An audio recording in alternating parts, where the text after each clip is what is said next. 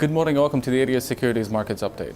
We'll start our video today with a look at commodity prices, which saw significant buying since the beginning of yesterday's trading, while the volume increased during the New York session, leading to a rise of 3.5% in gold, reaching as high 1,322, which is the highest daily gain since September of last year, while silver added more than 4.5%, reaching as high as $20.95. There is no major news led to this spike. However, looking at the intraday charts, it showed that this is a panic buying, whether from the accelerating tensions in Iraq and Ukraine or due to inflation expectation.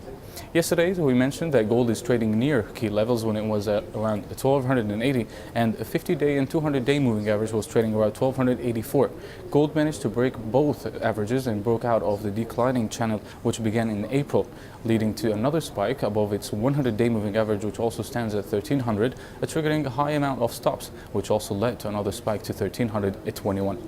In the meantime, gold is testing the long-term downtrend line resistance, which began in September of 2012. Closing the day and the week above that resistance will clear the way for further gains above 1,333 for the time being.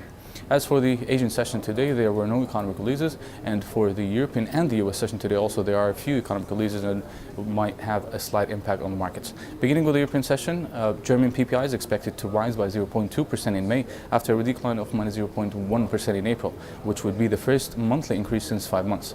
In the Eurozone, current account surplus is also expected to widen further to 19.4 billion euros in April, up from 18.8 billion euros in March.